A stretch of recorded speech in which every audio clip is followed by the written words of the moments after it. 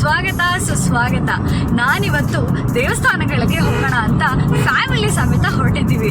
ಇವತ್ತಿಗೆ ಹೊರನಾಡು ಮತ್ತು ಶೃಂಗೇರಿ ನೋಡೋಣ ಅಂತ ಅಂದ್ಕೊಂಡಿದ್ದೀವಿ. ಯಾವ್ದು ನೋಡ್ತೀವಿ ಇವತ್ತು, ಎರಡು ಮುಗಿಸ್ತೀವ ಗೊತ್ತಿಲ್ಲ. ಗೈಸ್, ನಾನಿವಾಗ ಹೊರನಾಡಿಗೆ ಹೋಗ್ತಾ ಇದ್ದೀನಿ ಅಂತ ಆವಾಗಲೇ ಹೇಳಿದೆ. ಹಾಗೆ ಇಲ್ಲಿ ಒಂದು ಕಾಫಿ ಅಂಗಡಿ ಸಿಕ್ತು. ಸೊ ನಾನು ಆವಾಗಲೇ ಹೇಳ್ದಂಗೆ ಕಾಫಿ ಇಲ್ಲದೆ ನನಗೆ ದಿನ ಸ್ಟಾರ್ಟ್ ಆಗೋದೇ ಇಲ್ಲ.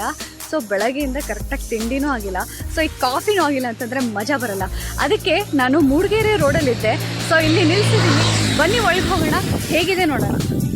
ಈ ಹೋಟೆಲ್ ಒಂಥರ ತುಂಬಾ ಚೆನ್ನಾಗಿತ್ತು, ಚೆನ್ನಾಗಿಟ್ಕೊಂಡಿದ್ರು, ಮತ್ತು ಗಾರ್ಡನ್ ಎಲ್ಲ ಇತ್ತು. ಒಳಗಡೆಯಿಂದನೂ ಅಷ್ಟೇ ಚೆನ್ನಾಗಿದೆ. ಮತ್ತು ಇನ್ನೊಂದೇನು ಅಂದರೆ ಬೆಳಗ್ಗೆ ಹೋಗಿದ್ರಿಂದ ಹಾಲಿಲ್ಲ ಸರ್, ಇನ್ನೂ ಬಂದಿಲ್ಲ ಅಂತ ಹೇಳಿದ್ರು. ಉಳಿದಿರೋ ಹಾಲೆಲ್ಲ ನಮಗೆ ಕಾಫಿನೂ ಮಾಡಿಕೊಟ್ರು.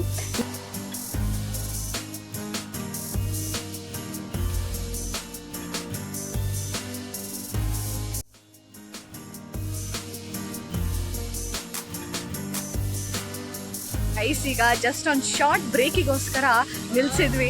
ಎಂಥ ಸ್ಪಾಟ್ ನೋಡಿ ಬ್ರೋ,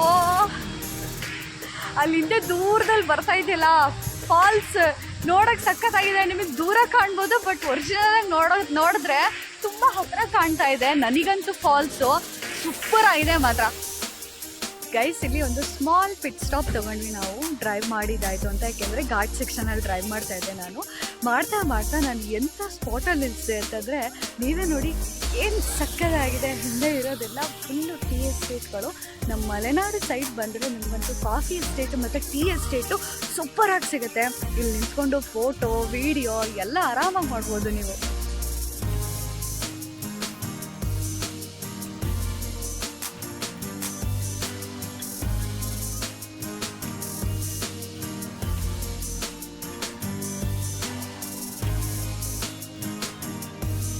ಗಾಯ್ಸ್, ನಾನಿವಾಗ ಹೊರನಾಡಿಗೆ ಮುಂಚೆ ಸಿಗುವಂಥ ಕಳಸಾಗೆ ಬಂದಿದ್ದೀನಿ. ಕಳಸಾದಲ್ಲಿ ನಾನು ಯಾವ ಟೆಂಪಲ್ಗೆ ಬಂದಿದ್ದೀನಿ ಅಂತ ಅಂದರೆ ದಕ್ಷಿಣ ಕಾಶಿ ಅನ್ನೋ ಟೆಂಪಲ್ಗೆ ಬಂದಿದ್ದೀನಿ. ಸೊ ನೀವು ನೋಡ್ತಾ ಇರೋ ಹಾಗೆ ಈ ಕಡೆ ಕಾಣ್ತಾ ಇದೆ ನೋಡಿ ನಿಮಗೆ, ಈ ಟೆಂಪಲ್ನ ನಾವು ದಕ್ಷಿಣ ಕಾಶಿ ಅಂತ ಹೇಳ್ತಾರೆ. ಸೊ ಈ ಟೆಂಪಲ್ಗೆ ನಾವಿವಾಗ ಬಂದಿರೋದು. ಬನ್ನಿ, ಮೇಲೆ ಹೇಗಿದೆ ಒಳಗೆ ಹೇಗಿದೆ ನೋಡೋಣ.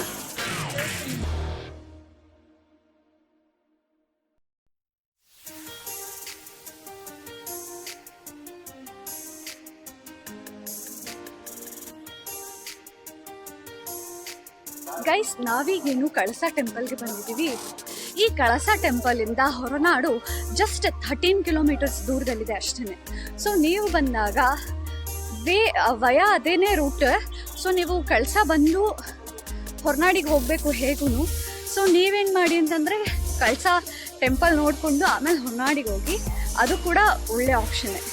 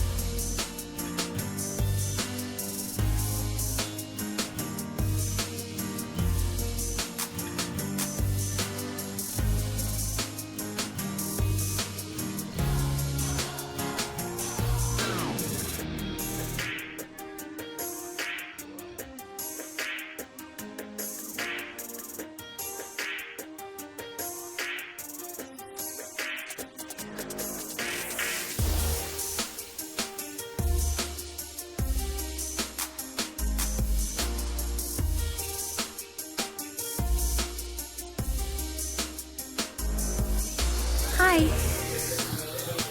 Hello.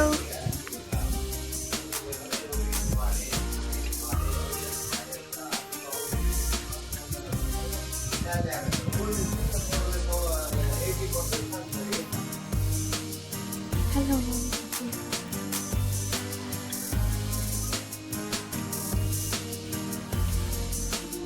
Guys, ನಾನು ತುಂಬ ಲಕ್ಕಿ. ನಾವು ಬಾಕ್ಲಾಗ್ಬಿಟ್ಟಿದ್ದಾರೆ ಅಂತ ಹೇಳಿದ್ರು ಕಳಸ ಟೆಂಪಲಲ್ಲಿ.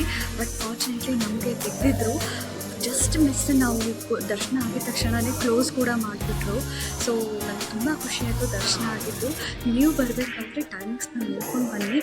ನಿಮಗೂ ಕೂಡ ಒಳ್ಳೆ ದರ್ಶನ ಸಿಗಲಿ, ನಮಗೆ ಸಿಕ್ಕ ಹಾಗೆ ಅಂತ ನಾನು ಬೇಡ್ಕೊತೀನಿ.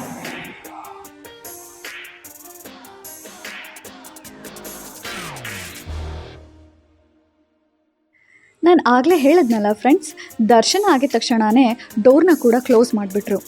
ಹಾಯ್,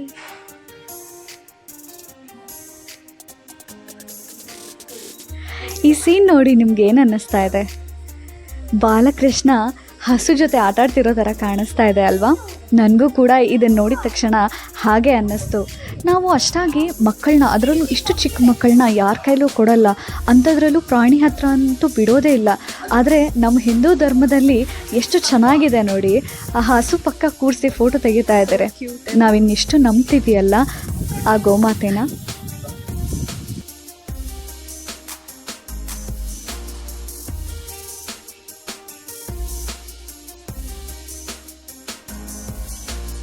ಗೈಸ್, ಫೈನಲಿ ನಾನು ಹೊರನಾಡಿಗೆ ಬಂದು ತಲುಪಿದ್ದೀನಿ.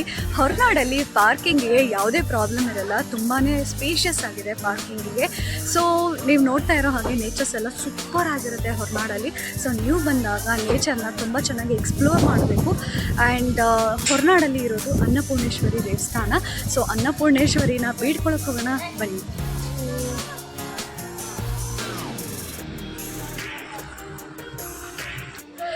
ಮುಂಚೆ ನಾನು ಹಸುಗಳನ್ನ ನೋಡಿದ್ರೆ ತುಂಬ ಹೆದರ್ಕೋತಾ ಇದ್ದೆ. ಈಗ ನನಗೆ ನನ್ನ ಧರ್ಮದ ಬಗ್ಗೆ ಗೊತ್ತಾದಾಗ ಹಸುಗೆ ಕೊಡೋ ವ್ಯಾಲ್ಯೂನ ನಾನು ತಿಳ್ಕೊಂಡಾದ್ಮೇಲಿಂದ ನನಗೆ ಹಸು ಮೇಲೆ ಭಯ ಹೋಗಿ ಭಕ್ತಿ ಜಾಸ್ತಿ ಆಗಿದೆ. ಸೊ ಈಗ ನಾನು ಹಸುನ ನೋಡಿದ್ರೆ ಮುಟ್ಟಿ ನಮಸ್ಕಾರ ಮಾಡ್ಕೊಳ್ಳೋಷ್ಟು ಧೈರ್ಯನ ಬೆಳೆಸ್ಕೊಂಡಿದ್ದೀನಿ. ಅಷ್ಟು ಪ್ರೀತಿ ನನಗೆ ಪ್ರಾಣಿಗಳ ಮೇಲೆ ಇದೆ ಕೂಡ. ಸೊ ನೀವು ಕೂಡ ಹಸುಗಳನ್ನ ನೋಡಿದ್ರೆ ನಮಸ್ಕಾರ ಮಾಡ್ಕೊಳ್ಳಿ. ಹಸು ಹಿಂದೆ ನಮಸ್ಕಾರ ಮಾಡ್ಕೋಬೇಕು ಅಂತ ಹೇಳ್ತಾರೆ, ಏಕೆಂದರೆ ಅಲ್ಲಿ ಲಕ್ಷ್ಮೀ ವಾಸ ಇರುತ್ತೆ ಅಂತ ಹೇಳ್ತಾರೆ.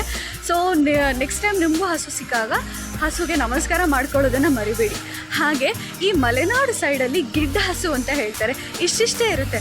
ಆ ಹಸು ತುಂಬಾ ಕ್ಯೂಟಾಗಿರುತ್ತೆ ಕೂಡ ನೋಡೋದಕ್ಕೆ. ಸೊ ನೀವೊಂದ್ಸತಿ ನೋಡಿದಾಗ ಅದನ್ನು ಮಾತಾಡಿಸಿ ವಿಡಿಯೋ ಮಾಡ್ಕೊಳ್ಳಿ, ಸೂಪರ್ ಕ್ಯೂಟಾಗಿರುತ್ತೆ ಅದು.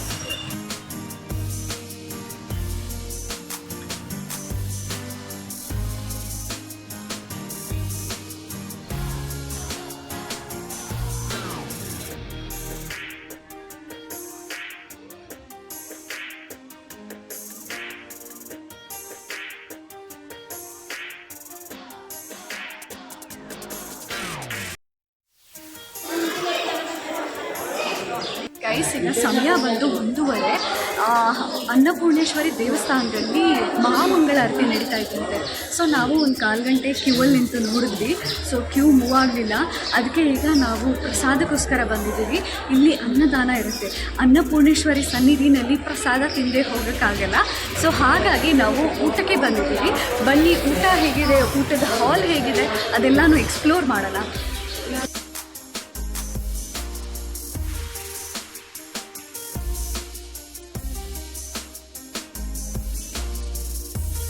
ಹೊರನಾಡಲ್ಲಿ ಊಟದ ಹಾಲಲ್ಲಿ ಚೇರಿಗೆ ಮಾಡಿದ ಸಿಸ್ಟಮ್ ಭಾಳ ಇಷ್ಟ ಆಯಿತು. ಏನಿಲ್ಲ, ಚೇರ್ ಫಿಕ್ಸ್ ಆಗಿರುತ್ತೆ, ಸ್ವಲ್ಪ ಜೋರಾಗಿ ಎಳೆದು ಅದನ್ನು ಕೂರಿಸ್ಕೊಂಡ್ರೆ ಸಾಕು, ಅದು ಚೇರ್ ಬಂದ್ಬಿಡ್ತು ನೋಡಿ. ಧರ್ಮಸ್ಥಳದಲ್ಲಿ ಊಟದ ಹಾಲಲ್ಲಿ ಸ್ವಲ್ಪ ಅರ್ಜೆಂಟು, ಸ್ವಲ್ಪ ಫಾಸ್ಟಾಗಿ ಊಟ ತಿಂಡಿನ ಬಡಿಸ್ತಾರೆ. ಆದರೆ ಇಲ್ಲಿ ಹಾಗಿರಲಿಲ್ಲ, ನಿಧಾನಕ್ಕೆ ಪ್ರಧಾನವಾಗಿ ಬಡಿಸಿದ್ದಾರೆ, ಸಂತೃಪ್ತಿಯಾಗಿ ಊಟನ ಕೊಟ್ಟಿದ್ದಾರೆ.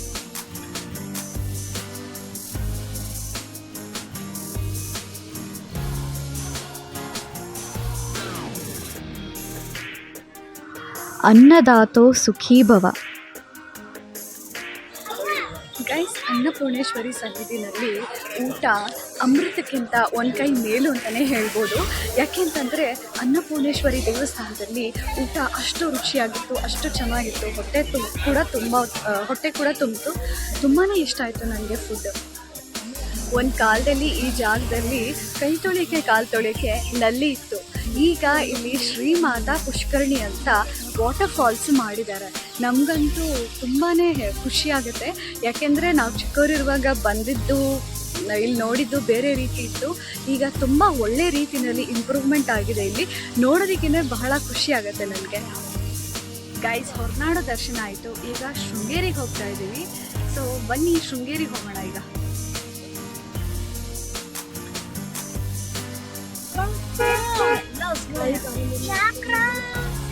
ಹಾಯ್ ಕ್ಯೂಟೀಸ್. ಶೃಂಗೇರಿಗೆ ಹೋಗೋ ದಾರಿ ಅಂತೂ ಅಪ್ಪ ಹೇಳೋಕೆ ಅಸಾಧ್ಯ, ಸ್ವರ್ಗ ಅಂತಲೇ ಹೇಳ್ಬೋದು. ನೇಚರ್ ಆಗಿರ್ಬೋದು, ಏನೋ ತುಂಬಾ ಚೆನ್ನಾಗಿತ್ತು. ಆಮೇಲೆ ಮಳೆ ಬರ್ತಾಯಿತ್ತು, ಮಳೆ ಬರೋ ವಾತಾವರಣನೇ ಇರಲಿಲ್ಲ, ಆದರೂ ಕೂಡ ಮಳೆ ಬರ್ತಾಯಿತ್ತು. ಏನೋ ಒಂಥರ ತುಂಬ ಎಂಜಾಯ್ ಮಾಡಿದೆ ನಾನು ಶೃಂಗೇರಿ ರೋಡ್ನ.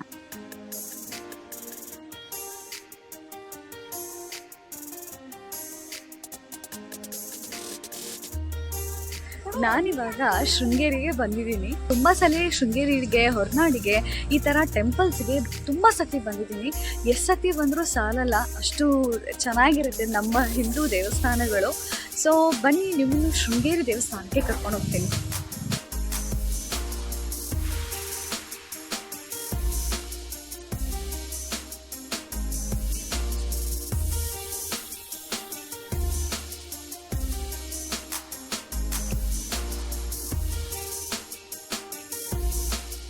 ನೀವೀಗೆ ನೋಡ್ತಾ ಇದ್ದೀರಾ, ಇದು ಬಂದು ಎಂಟ್ರೆನ್ಸ್. ಶೃಂಗೇರಿನಲ್ಲಿ ಶಾರದಾಂಬೆ ಇದ್ದಾಳೆ. ತುಂಬ ಜನ ಮಕ್ಕಳು ಹುಟ್ಟಿದ ತಕ್ಷಣ ಅಕ್ಷರಾಭ್ಯಾಸಕ್ಕೆ ಮೊದಲನೇ ಸಲ ಇಲ್ಲಿಗೆ ಕರ್ಕೊಂಡು ಬರ್ತಾರೆ ಅಂತ ಕೂಡ ಹೇಳ್ತಾರೆ. ಸೊ ಇಲ್ಲಿ ಅಕ್ಷರಾಭ್ಯಾಸ ಮಾಡಿಸಿದ್ರೆ ಮಕ್ಕಳು ಚೆನ್ನಾಗಿ ಓದ್ತಾರೆ ಅಂತ ಕೂಡ ನಂಬಿಕೆ ಇದೆ.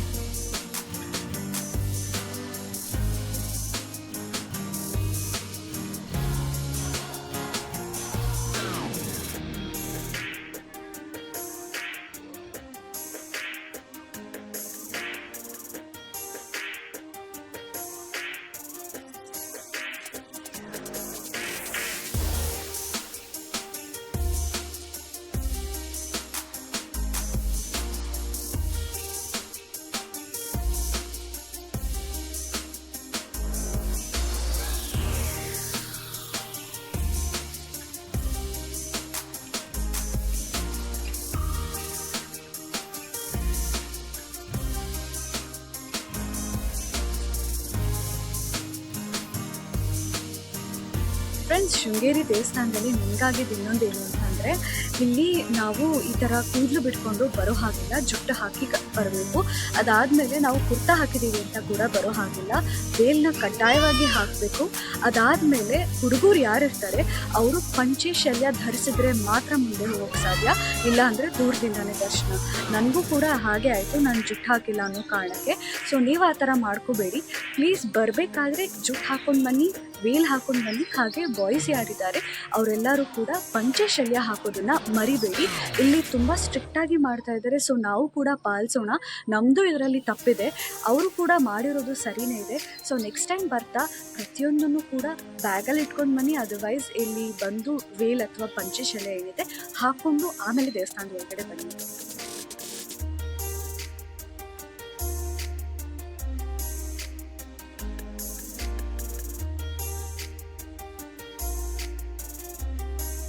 ಗೈಸ್, ನಾನಿವಾಗ ಕಮಲಶಿಲೆ ಅಂತ ಹೊಸ ದೇವಸ್ಥಾನಕ್ಕೆ ಹೋಗ್ತಾ ಇದ್ದೀನಿ. ಇದಕ್ಕೆ ಮುಂಚೆ ನಾನು ಹೋಗಿಲ್ಲ ಈ ದೇವಸ್ಥಾನಕ್ಕೆ. ಇಲ್ಲಿ ದುರ್ಗಾ ಪರಮೇಶ್ವರಿ ಟೆಂಪಲ್ ಇದೆಯಂತೆ. ಹೇಗಿರುತ್ತೆ ನೋಡೋಣ ಬನ್ನಿ. ಹೊರನಾಡಿಂದ ಶೃಂಗೇರಿಗೆ ಬರಬೇಕಾದ್ರೆ ನೇಚರ್ ಎಷ್ಟು ಅದ್ಭುತವಾಗಿತ್ತೋ ಅದಕ್ಕಿಂತ ಅತ್ಯದ್ಭುತವಾಗಿತ್ತು ಶೃಂಗೇರಿಯಿಂದ ಕಮಲಶಿಲೆಗೆ ಹೋಗಬೇಕಾದ್ರೆ. ನೀವೇ ನೋಡ್ತಿರೋ ಹಾಗೆ ಫಾಗು ತುಂಬಾ ಚೆನ್ನಾಗಿತ್ತು. ಡ್ರೈವ್ ಮಾಡೋಕ್ಕೂ ಚೆನ್ನಾಗಿತ್ತು, ಟ್ರಾವೆಲ್ ಮಾಡ್ತಾ ಇರೋದಕ್ಕೂ ಚೆನ್ನಾಗಿತ್ತು. ಒಂಥರ ಮೈಲ್ಡ್ ಆಗಿತ್ತು, ಒಂಥರ ಚಳಿ ವೆದರ್, ಹೇಳೋಕ್ಕೆ ಅಸಾಧ್ಯ, ಅಷ್ಟು ಚೆನ್ನಾಗಿತ್ತು ವೆದರ್. ನನಗಂತೂ ತುಂಬಾ ಇಷ್ಟ ಆಯಿತು.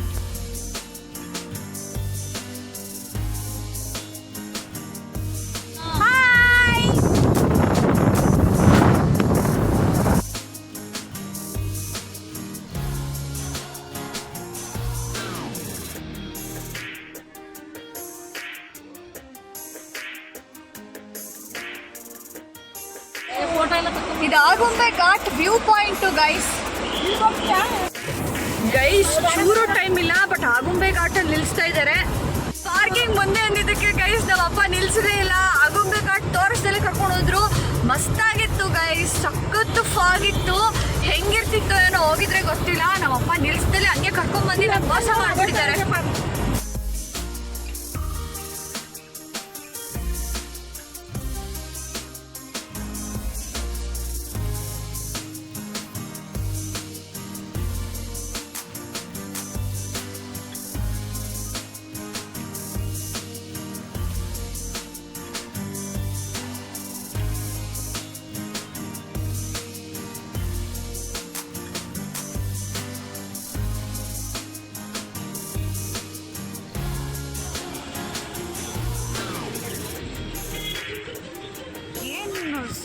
ಬ್ರಹ್ಮೋತ್ಸವ.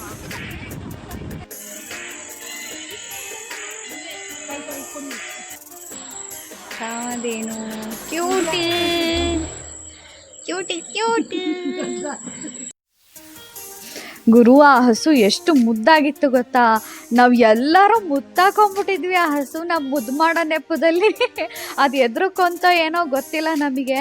ಆದರೆ ನಾನಂತೂ ಅಯ್ಯೋ ನಮ್ಮೂರಲ್ಲಿ ಹಸುನೂ ಸಿಗಲ್ಲ ಏನೂ ಸಿಗಲ್ಲ ಗುರು, ಪ್ರಾಣಿ ಪಕ್ಷಿ ಎಲ್ಲ. ಅಯ್ಯೋ ಇಲ್ಲಂತೂ ನನಗೆ ಹಸು ಸಿಕ್ಕಿದ್ದು ಮುದ್ದು ಮಾಡಿ ಅದಕ್ಕಂತೂ ಮುದ್ದು ಮಾಡೋ ಹೆಸರಲ್ಲಿ ಸರಿಯಾಗಿ ಹಿಂಸೆ ಕೊಟ್ಬಿಡ್ದೇವು ಮಾತ್ರ ಎಲ್ಲರೂ ಸಿಕ್ಕೊಂಡು. ಗೈಸ್, ನಾನಿವತ್ತು ಕಮಲಶಿಲೆ ದೇವಸ್ಥಾನಕ್ಕೆ ಬಂದಿದ್ದೀನಿ ಅಂತ ಹೇಳಿದೆ. ಕಮಲಶಿಲೆ ದೇವಸ್ಥಾನದಲ್ಲಿ ಸ್ವಲ್ಪ ಕತ್ಲೆ ಇದೆ. ಆಲ್ರೆಡಿ ರಾತ್ರಿ ಆಗೋಗ್ಬಿಟ್ಟಿದೆ, 8 ಗಂಟೆ ಟೈಮು. ಇವಾಗ ನಾವು ಊಟಕ್ಕೆ ಹೋಗಬೇಕು. ಈ ದೇವಸ್ಥಾನದ ಬಗ್ಗೆ ಹೇಳೋದಾದರೆ, ನಾವು ಶೃಂಗೇರಿಯಿಂದ ಡೈರೆಕ್ಟಾಗಿ ಕಮಲಶಿಲೆಗೆ ಬಂದ್ವಿ. ತುಂಬಾ ಚೆನ್ನಾಗಿದೆ ದೇವಸ್ಥಾನ. ಹಾಗೆ 8:15ಗೆ ಮಹಾಮಂಗಳಾರತಿ ಆಗಿ ಮುಗಿಯುತ್ತೆ. ಸೊ ನೀವು 8:15 ಒಳಗಡೆ ಬಂದರೆ ದೇವ್ರ ದರ್ಶನ ಮಾಡ್ಬೋದು. 8:15 ಮೇಲೆ ಬಾಗ್ಲಾಗ್ತಾರೆ. ಹಾಗೆ ಇಲ್ಲಿ ಊಟ ತುಂಬ ಚೆನ್ನಾಗಿದೆ ಅಂತ ಹೇಳ್ತಾರೆ. ಸೊ ಊಟನ ಇಲ್ಲಿ ಮಾಡಿಕೊಂಡೇ ಹೋಗಿ. ನಾನು ಕೂಡ ಊಟ ಹೇಗಿತ್ತು ಅಂತ ನಿಮಗೆ ತಿಳಿಸಿ ಹೇಳ್ತೀನಿ. ಇಲ್ಲಿ ಪ್ರಸಾದ ಸಿಕ್ಕೋದೇ ನಮ್ಮ ಅದೃಷ್ಟ. ನಮಗೆ ಸಿಗ್ತಾ ಇದೆ, ಅದನ್ನು ಕಣ್ಣಿಗೆ ಹೊತ್ಕೊಂಡು ತಿನ್ನೋಣ ಬನ್ನಿ. ಇವಾಗ ನಾವು ಊಟಕ್ಕೆ ಹೋಗ್ತಾ ಇದ್ದೀವಿ.